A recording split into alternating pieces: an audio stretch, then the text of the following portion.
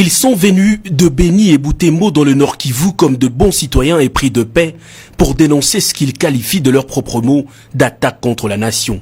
Ce représentant des organisations féminines et des jeunes, aux côtés de qui se sont joints 2 rescapés de récents massacres, ont été reçus par le chef de l'État Félix-Antoine Tshisekedi Tshilombo, à qui ils ont d'entrée de jeu présenté une situation à glacer le sang. C'est le calvaire, les gens sont massacrés, les gens sont tués, sont décapités à la machette, les femmes sont éventrées, les femmes grosses, les enfants sont cognés contre des pierres, c'est le sabotage de la vie humaine des Congolais. Très ouverts pendant leurs échanges avec le président de la République, ce digne fils du pays, plein de courage, affirme avoir fourni au chef de l'État des informations d'une importance capitale. Nous lui avons apporté certaines informations et il vient de nous encourager.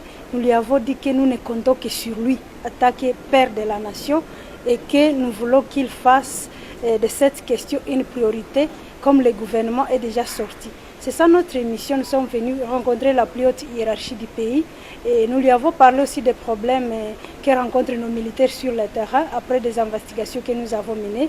Nous lui avons parlé des causes qui peuvent être à la base de la persistance des massacres, en vue de pouvoir y proposer des pistes et des solutions afin que cesse le calvaire et soumis à la population de Beni, de Tembo ainsi que la population de Ituri. Le garant de la nation, qui a accordé une oreille attentive à cette délégation, a remercié ce patriote pour leur courage avant de les rassurer de son engagement à restaurer au plus vite la paix dans cette partie du pays. Il nous a beaucoup félicités comme de bonnes citoyennes et vient de promettre d'aller s'installer au Nord Kivu.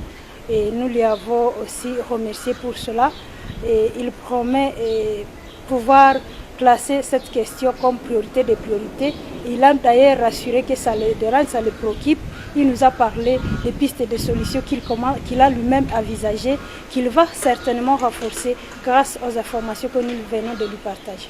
Le chef de l'État Félix-Antoine Tshisekedi Tshilombo l'a dit et répété plusieurs fois à ses hôtes, la paix doit régner sur toute l'étendue du territoire national et cela n'est pas négociable.